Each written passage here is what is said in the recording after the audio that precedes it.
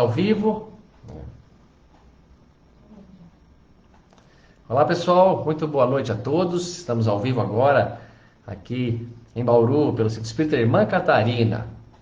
Eu vou dar mais de uma boa noite para que nós possamos, conforme vai entrando as pessoas, a gente possa fazer, saudar a todos, tá bom? Então, vamos sendo bem-vindo à live mais uma vez. Hoje, Dia das Crianças, importante dia onde nós comemoramos os nossos pequeninos, o aniversário deles, de uma maneira geral, sendo que todos somos crianças espirituais. Se analisarmos por esse ponto de vista, é dia de todos nós. Mas então, muito boa noite a todos, sejam muito bem-vindos. Hoje é uma data comemorativa para o Centro Espírita Irmã Catarina. Se eu não estou equivocado, o Centro Espírita Irmã Catarina comemora 61 anos de existência no mês de outubro. E todo esse mês nós teremos palestras comemorativas. Eu fui convidado para fazer essa palestra com vocês hoje, uma palestra comemorativa. Então eu escolhi uma data, um tema muito especial para nós falarmos hoje. Um tema que envolve a casa espírita, um tema que informe a doutrina espírita, se é uma religião, o que é religião. E tudo isso para a gente entender o verdadeiro fundamento de uma assembleia religiosa. Por que nos reunimos em torno de um assunto, em torno de uma temática? Por que vamos a uma casa religiosa? Tanto faz a casa religiosa uma igreja, um templo budista, uma mesquita, uma sinagoga, um centro espírita. Por que fazemos isso? E se isso tem algum resultado positivo para nós ou não? Depende do que. Então, vamos estar todos aqui conectados para nós fazermos esse trabalho. Esse trabalho de comemorar 61 anos da Casa Espírita Irmã Catarina em Bauru e comemorar também mais um pouco de aprendizado em nossas vidas. Então, eu vou fazer uma prece. Peço que vocês vibrem comigo, como é costume na Casa Espírita, iniciarmos nossos trabalhos com uma prece. Seria muito bom se vocês estivessem todos vibrando para a palestra ser bem proveitosa. Senhor Jesus, Mestre de amor infinito, obrigado, Senhor, por mais esta oportunidade de estarmos aqui reunidos em Seu nome. Hoje comemoramos o aniversário do Centro Espírita Irmã Catarina aqui em Bauru, 61 anos de existência. Que gostoso! Eu peço, mestre, que os trabalhadores desta casa sejam cada vez mais entusiasmados, cada vez mais dispostos a trabalhar, para que essa casa dure bastante.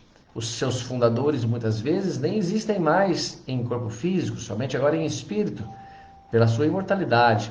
Mas os que estão aqui agora encarnados e encarregados desse trabalho, dessa continuação, que sejam fortes, bem intencionados e possam ajudar, aliviar muitos corações, e esclarecer também, pois esse é o objetivo de uma casa espírita, uma casa religiosa. Então, muito obrigado a todos e que o Senhor nos abençoe, mestre amado, e peço sua autorização para a palestra de hoje. Que assim seja. Muito bem, pessoal.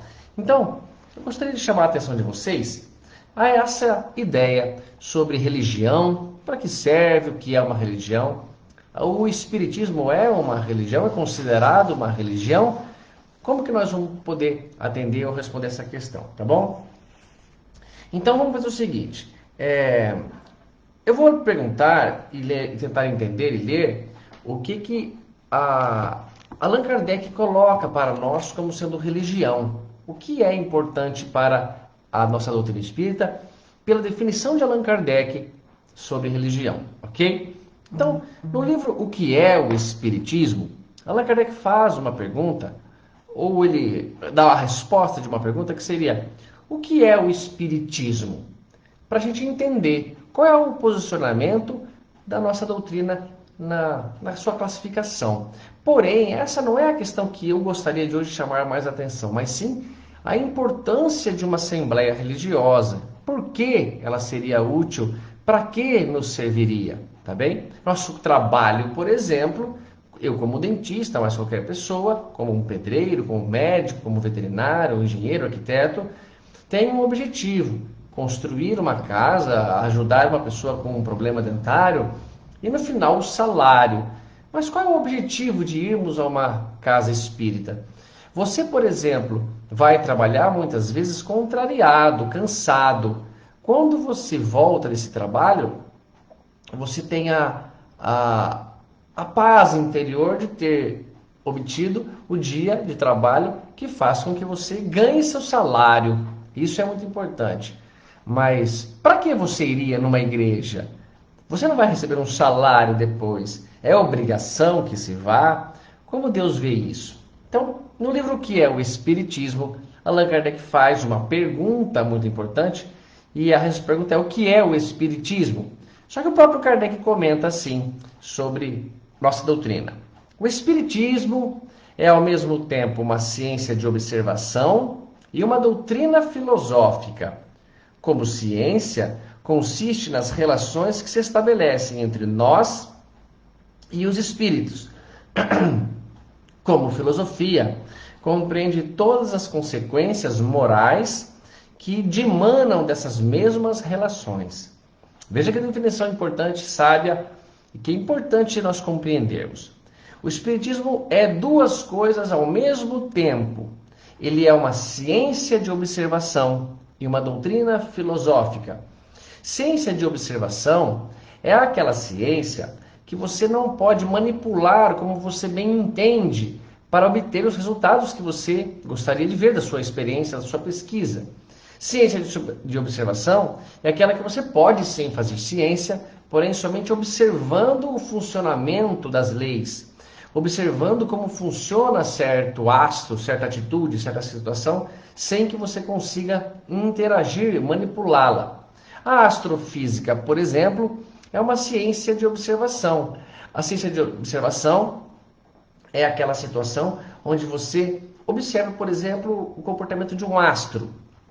Pode ser o Sol, pode ser, por exemplo, a Lua, pode ser um planeta, e que você não consegue fazê-lo andar para trás, você não consegue acelerar a órbita, você não consegue mudar o rumo dele, porque é uma lei que é somente de observação, é uma ciência de observação. Se você observar, por exemplo, um eclipse, você consegue prever, os cientistas conseguem prever que horas vai acontecer o eclipse, que dia, quantos anos para frente, e precisamente acontece aquilo. E vamos imaginar que uma pessoa se dedicou, está pronto para receber e fotografar aquele eclipse. Se por acaso ele perder a hora, acordou muito tarde e já aconteceu o eclipse, não pode voltar e forçar outra vez o Sol a formar o eclipse para que nós observemos. Portanto, nós não podemos manipular quando se é ciência de observação. A doutrina espírita, segundo Allan Kardec, é uma ciência de observação. Por quê? Porque realmente não significa que prova ou não prova ter espíritos quando você não é atendido numa manifestação espírita. Vamos imaginar que eu tenha sim um médium de efeito físico, eu tenho um médium de efeito intelectual, eu tenho ali duas pessoas que já estão comprovadamente, e eu quero são médiuns. Eu quero provar para um cético, para uma pessoa que não acredita, que aquelas pessoas vão fazer manifestações mediúnicas. Mas eu não tenho certeza absoluta se os espíritos vão se submeter a isso que eu estou propondo, a essa hora, naquele momento. Por exemplo, um médium de psicografia, ele se oferece ali pela fé, tem todo o seu trabalho, mas não dá para garantir que vai haver uma psicografia. Por quê? Porque nós não damos as ordens, é como astros. Nós não podemos impor que eles façam ao nosso bel prazer. Por isso, a doutrina espírita pode ser observada como ciência, que é ciência, é séria, tem leis, mas você não pode fazer a sua ciência como você quiser. Por exemplo, você não pode fazer ciência de observação, ou não seria reagindo um astro e uma base. Se você reage a astro e base, você consegue na consequência química água e sal, né? Você consegue o sal e é uma consequência da reação ácido-base. O que isso significa? Que quantas vezes você reagir esses elementos, você vai ter o mesmo resultado. É claro que alterando a pressão atmosférica, alterando as circunstâncias do meio, você altera e isso pode ser analisado. Porém, é diferente da ciência de observação. Isso precisa ficar muito claro, por quê? Porque Kardec se preocupou em colocar claramente que era uma ciência de observação, para que nós nunca imaginemos assim, olha, lá dá certo e aqui não dá certo. Mas não é que está errado. Seria uma ciência de que você observa que em certas situações os espíritos se manifestaram, em outras não. E isso você vai tirar suas conclusões. Mas não é somente uma ciência, não é somente uma situação onde você observa que aquela pessoa que está trabalhando naquela ciência, não observe algo como uma consequência filosófica, como uma consequência moral, que é o que ele diz, ó. Como ciência consiste nas relações que se estabelecem entre nós e os espíritos. Então, como uma ciência, você observa. Mas, como filosofia, compreende todas as consequências morais que dimanam dessas mesmas relações. Porque consegue-se observar que certos espíritos, por exemplo, quando estão fazendo relatos no mundo espiritual, estão em situações muito diferentes um do outro. E nós podemos observar que houve consequências morais. Houve uma consequência do modo como ele usou o seu livre-arbítrio aqui na Terra. E isso não é papel da ciência responder. A ciência vai observar como funciona a mediunidade, como pode acontecer a comunicação mediúnica, como pode acontecer em certas situações. Porém, nós não conseguiremos observar somente toda a explicação pela ciência. Nós vamos observar também que pela questão da filosofia, da nossa análise mental, puxa, aquele espírito teve um comportamento assim quando estava encarnado, ele teve aquela situação, olha agora o que ele está passando, olha aquele outro. Então isso que dá toda a base do estudo da doutrina espírita, tá bom? Muito bacana essa resposta. Mas vocês perceberam que Kardec não dá e não coloca a palavra religião? O que significa para você não ter a palavra religião na sua doutrina? Se nós falássemos assim, a doutrina espírita é uma religião, eu diria, olha, pela definição que Allan Kardec deu, ele não usa a palavra religião. Ele só usa uma ciência de observação e uma doutrina filosófica. E será que se nós não tivermos religião, é um problema para nós quando nós quisermos a nossa salvação? Aqui que começa a ficar muito interessante, começa a ficar claro o fundamento de uma doutrina, de uma religião que tem algum objetivo sobre nós, não é? Então, é preciso entender que quando você fala de religião, a resposta pode ser dupla. Se eu lhe perguntar, ou se alguém lhe perguntar, o Espiritismo é uma religião? A doutrina espírita pode ser considerada religião? A resposta é, o que você entende por religião? É uma pergunta. Então, se a pessoa achar que religião é formada por dogmas, por hierarquias sacerdotais, por ritos, por rezas, por comportamentos específicos, nós não somos religião. Agora, se a pessoa entender que religião é uma ligação íntima entre Deus e os seus filhos, entre os irmãos da terra, um momento de se conectar com o nosso Pai, uma esperança em algo que eu não possa ainda dominar, compreender, somos uma religião. Então, como ciência, não precisa nem afirmar, nós somos uma ciência. Somos também uma filosofia, porque a doutrina espírita traz uma filosofia nova, inédita, baseada também nos ensinamentos de Jesus. Mas, sendo o quesito religião, nós precisamos entender qual é o sentido da palavra religião que está sendo dada para aquela pessoa, ou que conceito que aquela pessoa que está ali perguntando tem do que é uma religião. Kardec, então, diz que todas as palavras têm dois sentidos, ou mais de um sentido, pelo menos. A palavra religião também é uma delas. E você pode entender, religião no sentido dominante e religião no sentido filosófico.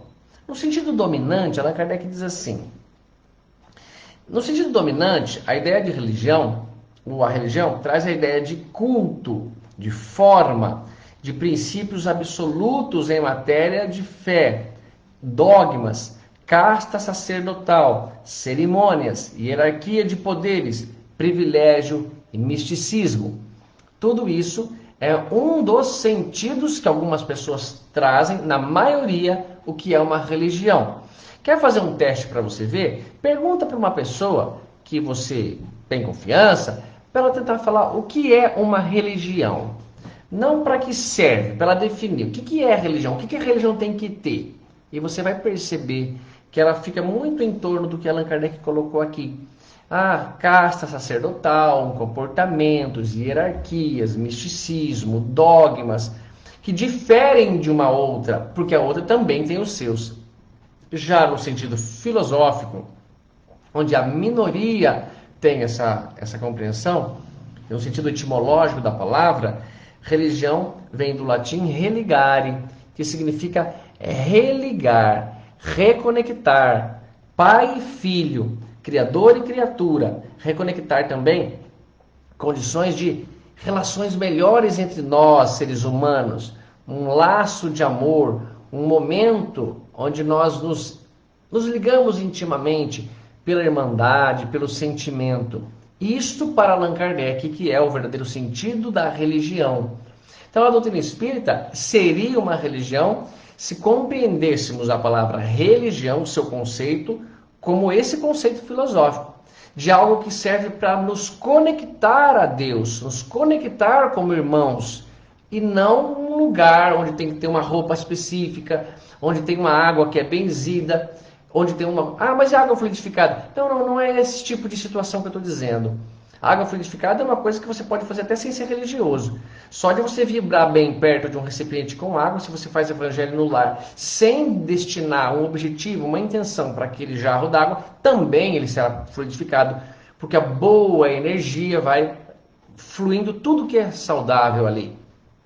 Então, só de você ser bom, só de você fazer uma prece, só de você estar vibrando, você já intensifica as boas vibrações e tudo que é. Por exemplo, a água recebe muito forte essas impressões e nos faz bem. Então, olha que coisa importante na nossa casa, nós temos bons pensamentos.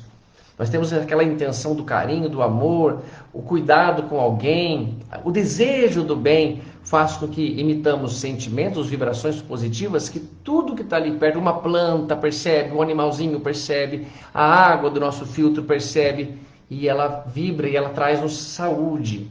É assim que nós pedimos para os bons espíritos nos fluidificarem, magnetizarem a água.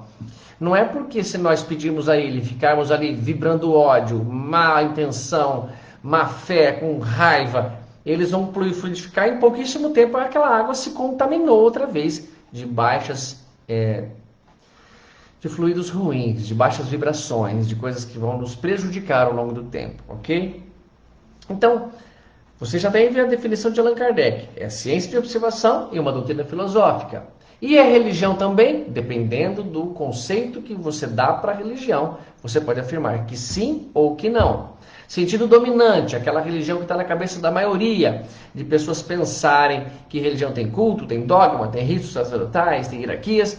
Nós não somos religião, mas no sentido de um lugar, nem precisa ser um lugar específico, mas um modo de abranger a todos os irmãos, um laço de amor, uma conexão maior entre filho e pai, criador e criatura, entre irmãos. Nesse sentido, sim, nós somos uma religião, tá bom? No sentido usual, não somos. No sentido filosófico, sim.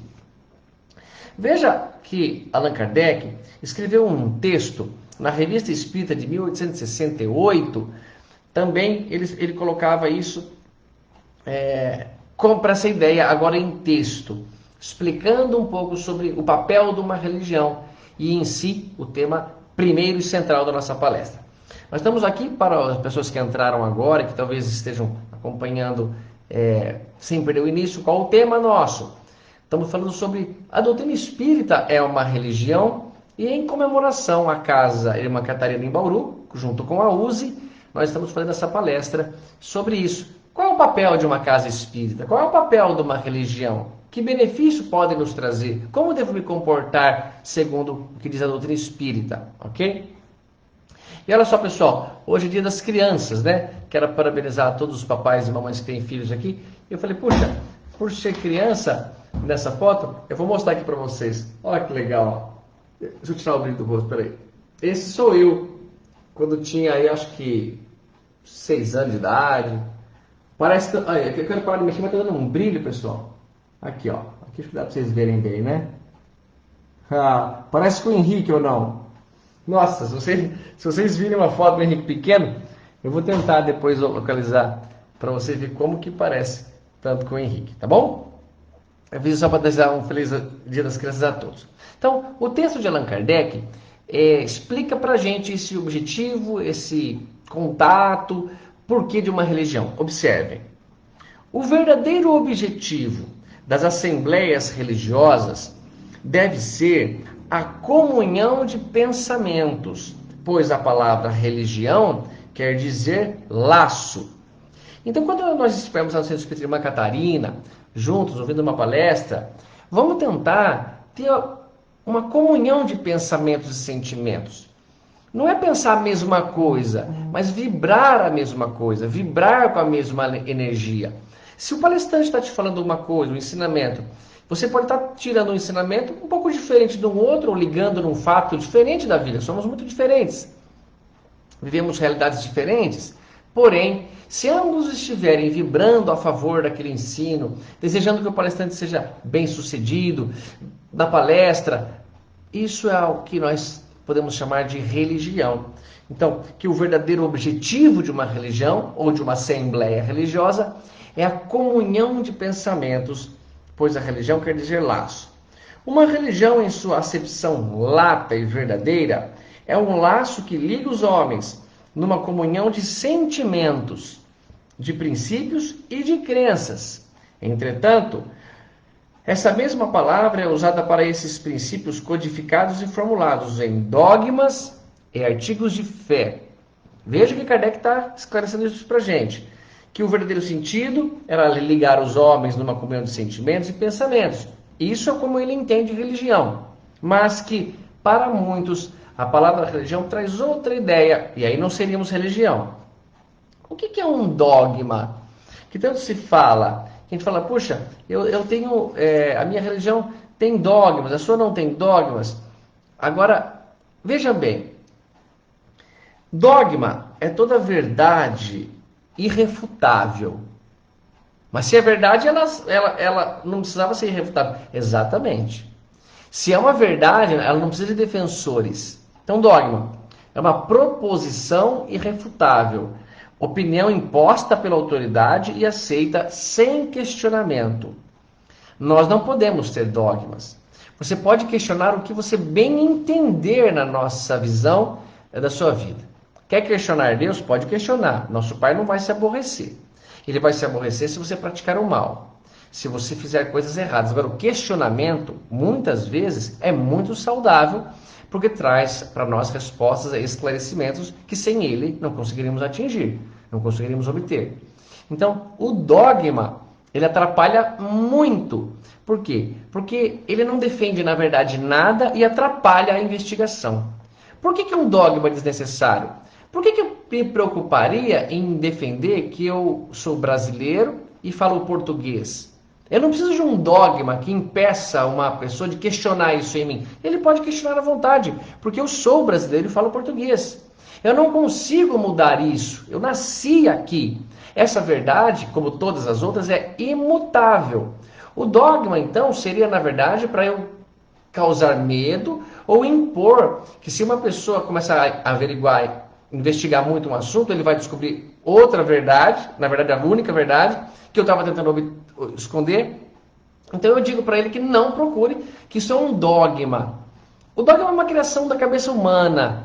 Ele cria o dogma para que se alguém for atrás de quebrar esse dogma, sendo uma verdade que inquestionável, eles colocam imposta pela autoridade e aceita sem questionamento, você cria um problema na sua existência.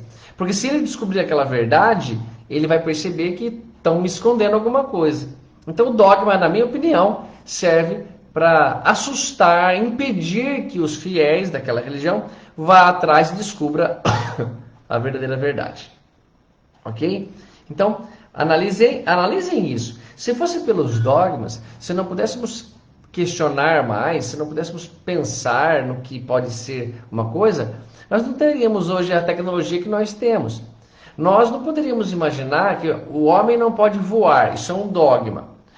Você colocar como uma verdade só, tudo bem, mas desde que eu possa verificar até o fim da linha se aquilo é verdade. Então o homem nunca poderá voar, então nada pode superar a gravidade. O homem não teria nem tentado descobrir o avião. O homem consegue transgredir justamente por ir atrás, por questionar o que parecia impossível. O impossível só é impossível enquanto alguém não fez.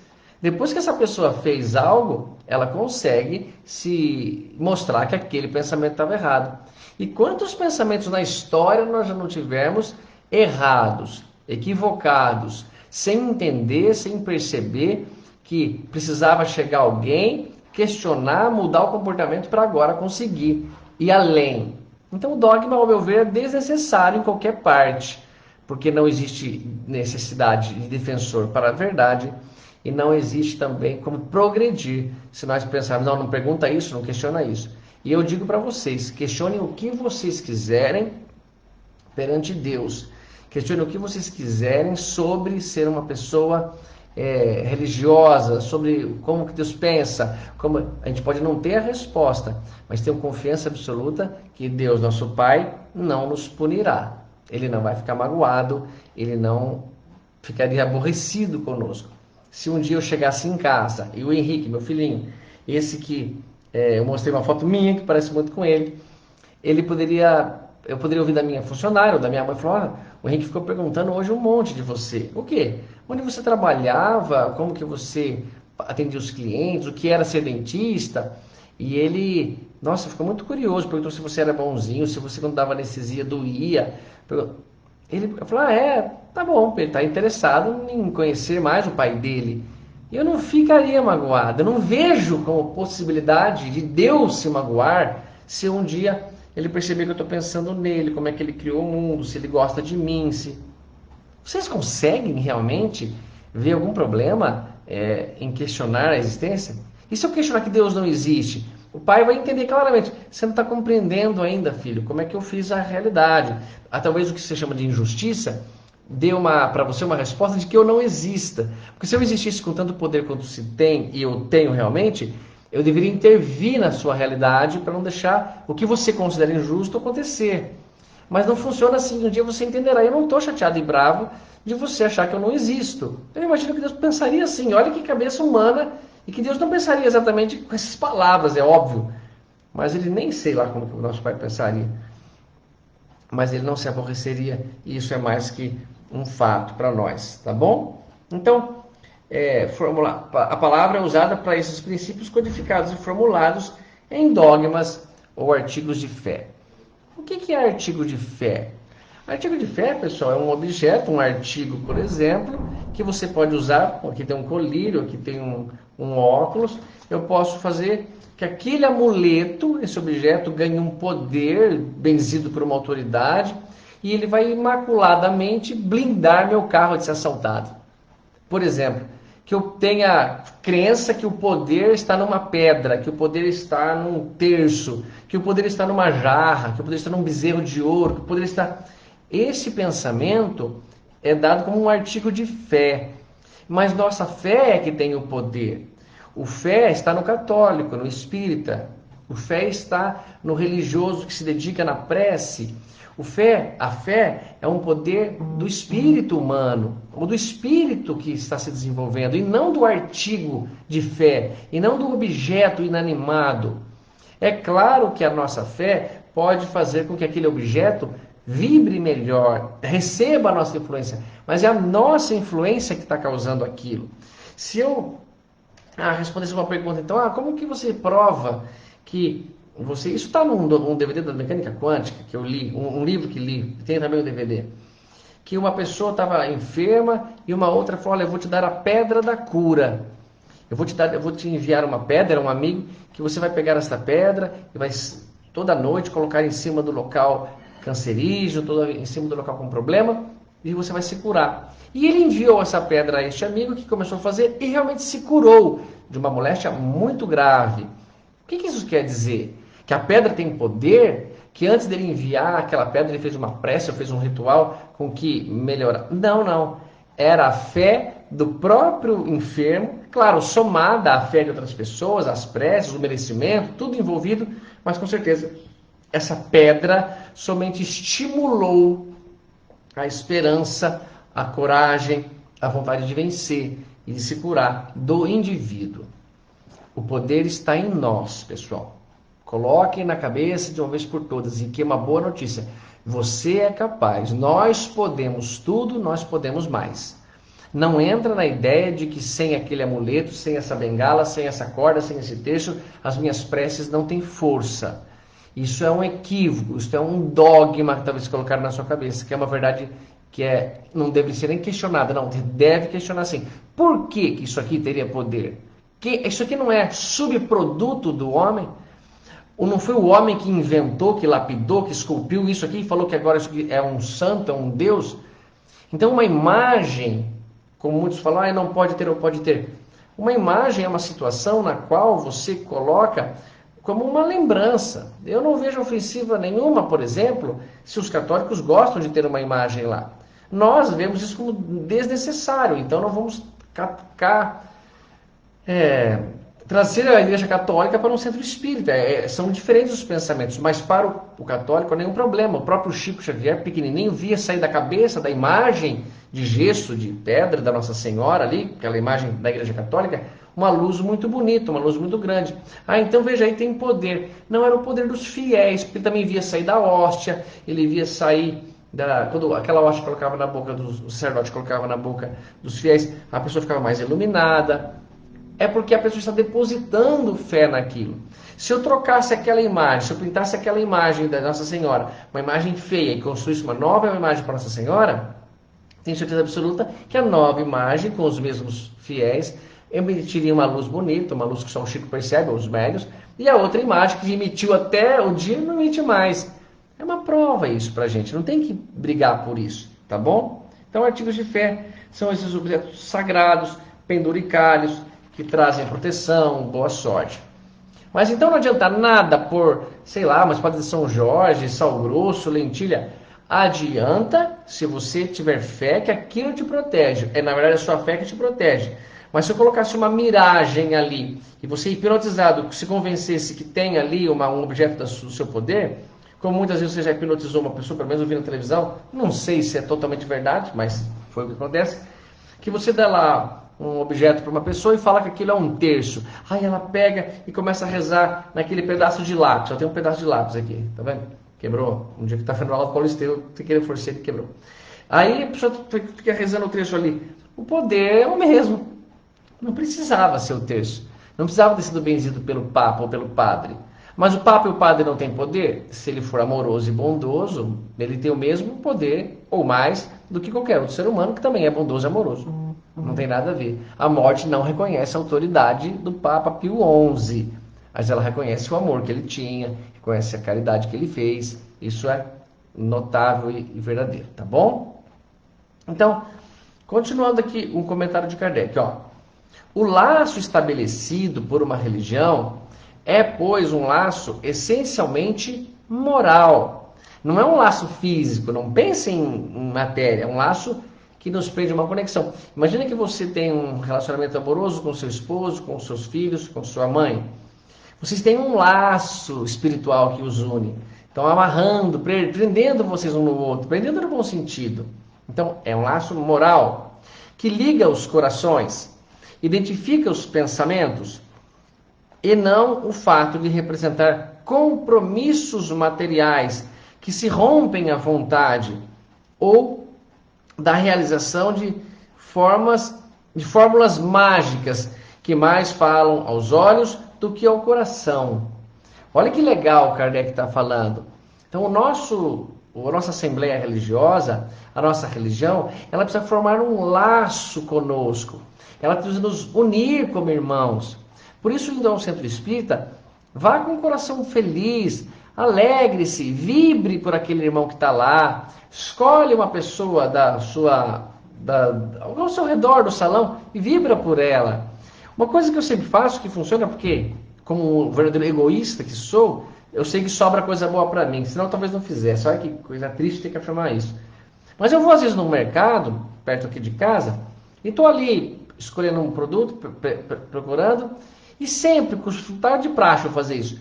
Eu observo alguém que não está me vendo, e pode ser um senhor, uma criança, uma senhora, uma moça, um rapaz, qualquer uma pessoa aqui, vai ser esse aqui.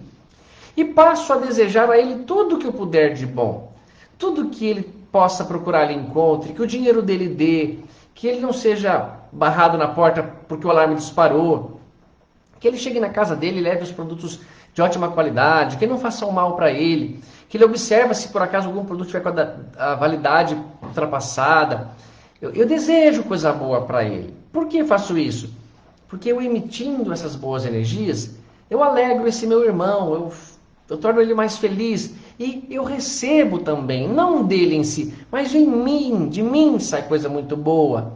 E essa é a sensação, esse é o laço de amor.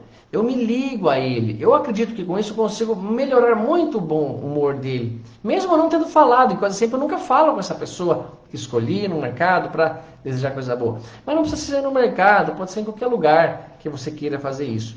E não precisa ficar o tempo todo a pessoa fazendo, tá bom? Eu estipulei esse momento porque dá certo para mim. Mas é algo muito legal de fazer. E você percebe que isso vai ficando mais facilitado. Depois que você fez isso, mesmo que aconteça um contratempo ali com você, parece que está muito mais protegido de perder o bom humor, de se entregar a uma ira, a um bate-boca, uma discussão, ou Deus me livre lá, uma briga, uma agressão física. Não, longe disso, tá bom? Agora, é um treino, cada vez mais vamos conseguindo coisas maiores. Então ele diz, ó, esse laço moral tem como efeito estabelecer entre os homens que ele une um laço de fraternidade, solidariedade, indulgência e benevolência mútuos. No caso da religião, é um com o outro dentro da casa espírita, dentro da igreja católica, dentro da própria casa.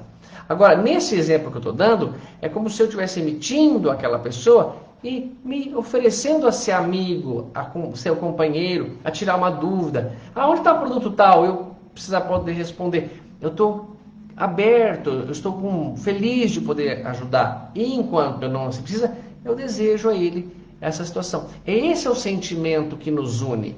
Então, o verdadeiro laço é esse sentimento de fraternidade, de solidariedade. Então ele diz, ó, nesse sentido que se diz a religião da amizade, a religião da família, a religião do amor. Nessa situação é que nós podemos perceber, olha, eu tenho um laço de ligação com os meus amigos muito forte. Eu gosto muito da presença deles, eles são meus amigos, me ajudam, estudam comigo, eles pensam parecido comigo, e não que necessariamente um amigo precise pensar igual a você. Mas nesse caso do exemplo, então eu tenho um laço que nos conecta, um laço de união, um laço de amizade entre eu e essas pessoas. Eu posso dizer que eu tenho uma religião. Por quê? Porque no sentido filosófico a palavra religião quer dizer laço que nos une, religação ou ligação entre nós, irmãos, entre Deus, nosso Pai, conosco. Então, isso que é bonito e que é interessante da doutrina espírita. O codificador, Allan Kardec, explica para nós que a nossa religião é assim. E eu não acho que possa haver uma explicação mais bonita, mais verdadeira, do que em si falar de que só os da nossa religião serão salvos. Então, espíritos, se vocês têm na família e devem ter pessoas que são de outra religião, trate de se entender com ela, e se precisar você vai dar o braço a torcer, tá bom? Se você precisar acompanhar a sua sogra, a sua esposa na religião delas, mas elas não querem te acompanhar, não precisa forçar. Se for importante, você vai, você atende, porque ela está ouvindo dos superiores dela, sei lá se é assim, depende muito de um padre, de um pastor, de um líder da religião. Eu já ouvi opiniões muito diferentes. Alguns falam que somente o da religião deles será salvo. E se eles ouviram isso do seu líder, não há nenhum problema no fiel, que ainda não está com a cabeça tão aberta, acreditar que vai ser diferente. Então, para ele, só os da religião dele serão salvos. Então, ele quer muito que você vá lá. Você vá para acalmar o coração dele. Vá de coração bom. E se quiser convidá-lo para ir ao centro espírita, convide. Mas se ele falar que não vai porque ele não entra, então não entre. E você não imponha nada. Você lute pela harmonia na tua casa. Ah, mas eu não vou... Você não está perdendo em nada. Como diz Luís Vaz de Camões, é cuidar que se ganha em se perder. Esse é o amor. Naquela poesia incrivelmente linda de Luís Vaz de Camões, um português maravilhoso. Tá bom? Então, as nossas famílias, elas são muito heterogêneas no quesito religioso. A nossa família é ecumênica. Nós temos muitas linhagens religiosas e elas se alteram ao longo do caminho. Eu conheço muitas pessoas que tinham o pai e a mãe muito exigente em relação ao filho ter aquela religião, e portanto o filho e a filha adotaram, só que no meio do caminho a criança se apaixonou, ou o jovem se apaixonou por uma menina, ou o contrário, de uma outra religião. E isso era secundário até então, mas a coisa começou a ficar mais séria, e a família de um dos lados exigiu que para namorar a filha dele ou o filho, a pessoa tem que se converter. E agora, como é que fica se o seu filho mudar de opinião? Não tem nenhum problema, porque o laço de amor entre vocês vai permanecer, de amizade, de respeito, de carinho, de consideração. E é isso que tem o objetivo de uma religião. Agora, se uma religião está brigando com a outra, então nenhuma delas está compreendendo. Nós, espíritas, ouvimos do codificador, dos espíritos que ajudaram Allan Kardec, que é um laço de amor, que nós precisamos nos conectar uns com outros por laços sagrados de amor. Nós não podemos fazer brigas, Deus me livre, entre membros da família, muito também não devemos brigar com outras pessoas da rua ou com outra situação, porque a nossa religião pede compreensão, fraternidade, tá bom? Mas não é para a gente sofrer injustiças, tá, pessoal? Vocês entendem bem, vocês sabem disso. Então, Kardec continuando, agora começa a ficar lindo demais. Se assim é, perguntarão, então o Espiritismo é uma religião? Ora, sim, sem dúvida, senhores. No sentido filosófico, o Espiritismo é uma religião e nós nos glorificamos por isso, pois é a doutrina que funde os elos de fraternidade e da comunhão de pensamentos, não sobre uma simples convenção, mas sobre bases mais sólidas, as próprias leis de Deus. Então veja que a religião, se nós temos essa pergunta, o Espiritismo então é uma religião? Eu fiquei feliz demais quando Allan Kardec respondeu, sim, sem dúvida, senhores, nós somos uma religião, sem dúvida alguma. Por quê? Porque no sentido filosófico a nossa religião nos une, nos aproxima. Vejam vocês que estão aqui, ó. Vou ler uns nomes, Roseli Martins, Nelly Gomes Santana, Edmilson Zanon, esse grande amigo, Cida Mourão, tudo bem, essa turma aqui. Nós não temos uma ligação de carinho um pelo outro? Nós não temos uma ligação forte de respeito, mesmo nunca nos encontrando? É uma ligação de amor. Nós temos a religião. Nós temos esse laço que nos une, porque nos abrimos para aceitá-lo. Agora, poderia ser o contrário. Nós poderíamos ter uma situação na qual nós brigássemos ou colocássemos na nossa cabeça que nós não vamos aceitar, que nós não podemos nos relacionar, que para o nosso filho ou para nós namorarmos uma situação de alguém de outra religião seria ofensivo para Deus. Então você troca, você obriga que aquela pessoa, mas aí você está forçando ela a fingir até para você. Porque eu poderia fingir que sou de outra religião, mas meu coração bate pela doutrina, por essa verdade, por essa lógica, por essa condição, por essa situação. Isso que nos faz importantes como filhos de Deus, tá bem? Aceitar as diferenças. Então, por que existem tantas religiões? Para que tem tantas religiões que possam ter tantos pensamentos diferentes? Então, o Bezerra de Menezes disse que a religião, existem tantas assim, porque Deus permitiu que o homem criasse quantas religiões ele quisesse para atender a necessidade de todos os seus filhos. Então, quantas se achar aí, esse número vai crescer. Nós temos hoje mais de 10.500 religiões. Se eu pedisse para você, é capaz de a gente não conseguir citar 20. O Espiritismo seria uma delas, catolicismo, o protestantismo. Nós não conseguimos nem citar. Agora, imagine imaginar que tem catalogadas já mais de 10.500.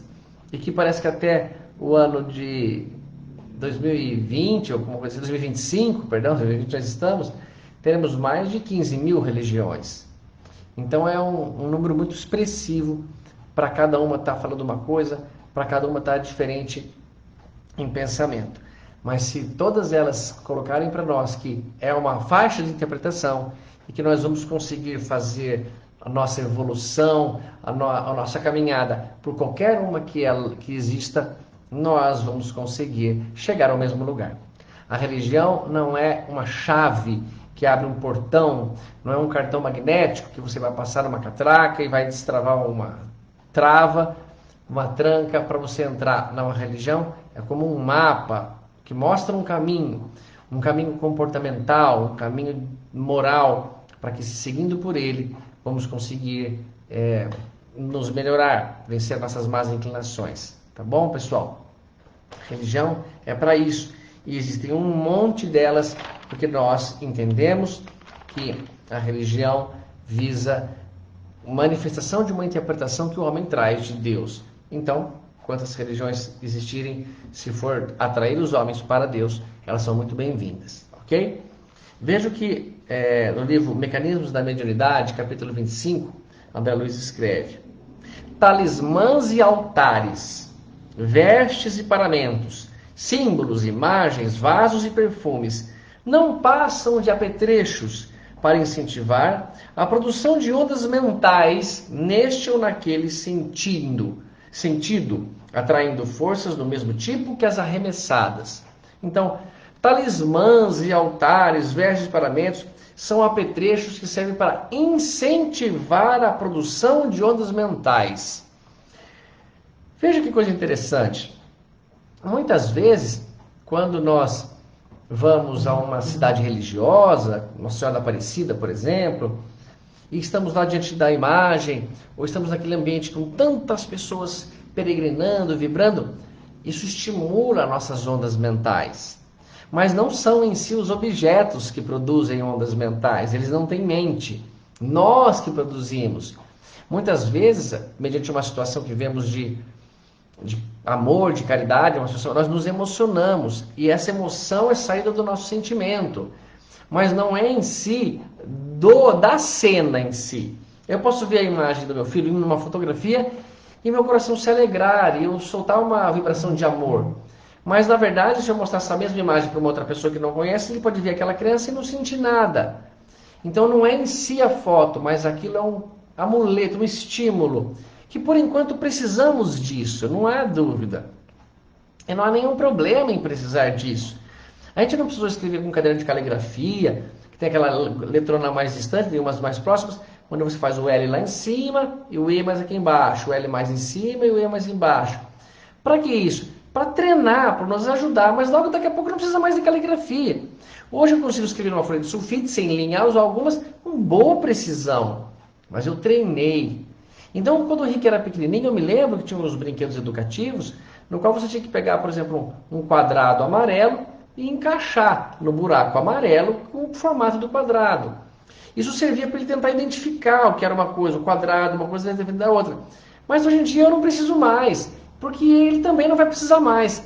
Quando nós não precisarmos mais desses amuletos, nós vamos perceber que o poder estava em nós, no Filho de Deus. E o laço de amor que nos une, que nos traria fraternos, não precisava em si de uma igreja, de um templo espírita, ou de um templo religioso qualquer, mas sim nosso sentimento, nossa boa vontade. Então, há um comentário que o André Luiz mostra, que assim, veja, André, aquele católico, quando ele coloca uma hóstia na boca, as energias de amor, as ondas mentais que ele emite, sinceras, e o católico, então, com a hóstia na boca, em oração. Veja aquele muçulmano, por exemplo, que se ajoelha virado para Meca, e ele faz a sua prece, a sua oração, e veja as orações sinceras de amor que ele emite a Deus. Veja também aquele evangélico com um hino da sua igreja, um hinário, ou cantando as canções de louvor, como ele emite ondas sinceras de amor a Deus. Mas veja aquele homem que somente fechou os olhos em sua casa, não portando nenhum objeto, e olha que ondas bonitas e coração ele emite às pessoas que ele deseja. Então, o que na verdade é importante? É o inário evangélico? É o terço católico? É a hóstia? É o joelhar do muçulmano? A posição para Meca? Não, mesmo que o muçulmano tivesse equivocado e virasse para o outro lado, o amor dele é que manda, as sensações de carinho. Então, depende só de nós, pessoal. Nossas preces serão ouvidas de acordo com nossa fé. Nossas mais singelas preces vão tocar, vão ser ouvidas. Eu acho bonito essa resposta, quando se afirma, Deus escuta as tuas preces. O seu pedido foi ouvido. A sua prece foi ouvida. Sabe quando você está mandando um WhatsApp? Aí, agora, hoje já tem o recurso de você colocar de um jeito que não parece mais aqueles dois pauzinhos azuis, aparece só cinza. Mas eu deixo o azul porque eu acho que causa uma sensação gostosa para quem mandou para você. Então eu mando lá um WhatsApp, aí demora um pouquinho, fica os 2 palitinhos cinza, aí de repente os palitinhos ficam azuis. Imagina que você mandou um WhatsApp para Deus, que seria uma prece, e imediatamente assim que você manda, o palitinho já fica azul. Ou seja, Deus ouviu sua prece. Só que cuidado, porque de repente você vê assim, Deus está digitando. Então, ó, Deus está escrevendo de volta. E aí você vai ter a sua resposta, você vai ter o que você precisa. Só que você precisa ler o que ele escreveu. Você precisa estar atento para interpretar aquilo que sempre há uma resposta. O problema é que se estivermos tão apegados a dogmas, a ritos, a rezas, a gente esquece da resposta genuína e pura que vem de Deus para nos fazer melhores, mais felizes e compreender maior nossa consciência. No mundo maior, André Luiz escreveu assim, ó, o espiritualismo, nos tempos atuais, não pode aprisionar Deus entre as paredes de um templo de pedra, porque a nossa missão é a de converter toda a terra no templo augusto de Deus. Então, nós não podemos criar separações e que cada um, então, agora segregados uns dos outros, está correto. Nós temos que criar um único lar, uma única casa para vivermos, que é o planeta Terra, onde todos somos irmãos. E isto, mesmo que nesse momento estejamos passando por diferentes interpretações religiosas, não tem problema. Desde que nós passemos com louvor, com respeito, nós vamos estar no futuro nos preparando para estarmos todos ligados e vinculados como irmãos que somos e com Deus, nosso Pai. Isso tudo é muito importante. E eu preciso concluir, pessoal, para não passar muito do tempo, mas que uma história que me marca muito é do Sr. Mahatma Gandhi, que nem é cristão, ele é hindu. Ele estava jejuando e chegou um hindu, que é a mesma religião que ele, e joga um pedaço de pão sobre o Sr. Gandhi. Disse que para que ele comesse aquele pão. Porque se, quem sabe, o Gandhi comesse, ele, esse rapaz, não iria para o inferno. E o Gandhi perguntou, mas por que você iria para o inferno? O que você fez? E ele fala, eu vou para o inferno porque matei o filho de um muçulmano. Matei um garoto muçulmano. Essa história Dia das Crianças torna-se ainda mais importante. Mas matei uma criança muçulmana porque mataram meu filho hindu. E eu quis me vingar. Mas eu vi que não devia ter feito isso, me arrependi e estou tentando agora ajudar, redimir-me, trazendo para o Senhor não morrer um pedaço de pão, comendo esse pão. E o Gandhi dá uma resposta muito forte para ele. Ele fala que mesmo que ele comesse aquele pão, ou até um banquete que este hindu traria, ele não conseguiria livrar a pessoa do inferno pela atitude que cometeu. Eu fiquei bem impressionado quando eu vi isso, porque eu falei, nossa, mas o Sr. Mahatma Gandhi é reencarnacionista, e quem é reencarnacionista quebra toda a base de uma condenação eterna. Pela reencarnação nós podemos nos pagar as nossas dívidas, nos purificar e chegarmos a condições muito elevadas, como Jesus. Mas o Gandhi, sendo reencarnacionista, fala que tu vai para o inferno por essa atitude, mas é que ele não tinha terminado. Ele fala, por essa atitude sua você não consegue se salvar, mas eu sei um jeito que você não vai para o inferno. Muitas crianças muçulmanas, como muitas crianças hindus, perderam seus pais. No caso seu e desse outro casal, um matou o filho do outro. Mas no caso de essa guerra estar continuando entre irmãos, muitos muçulmanos e muitas crianças hindus ficaram órfãos de pai e mãe. Ele diz, escolhe uma criança que pareça com o seu filho, mas que ela seja muçulmana. Leve esse pequeno muçulmano para morar na sua casa, você sendo hindu, e crie-o como muçulmano. Porque se você conseguir fazer isso, você for bem sucedido, você não vai para o inferno, e eu não preciso comer o pão ou um banquete que você trouxer e quebrar meu jejum. Olha que sabedoria do Sr. Gandhi. Então, o que eu peço a vocês? Na casa de vocês, mesmo que tenha família muito grande, diferente religião, trate-os com respeito, ajude, não critique a religião deles, não. Se eles perguntarem da nossa doutrina espírita, você explica com respeito, com louvor, com amor, com carinho, mas somente de uma maneira que ele não se incomode. Evite tocar no assunto.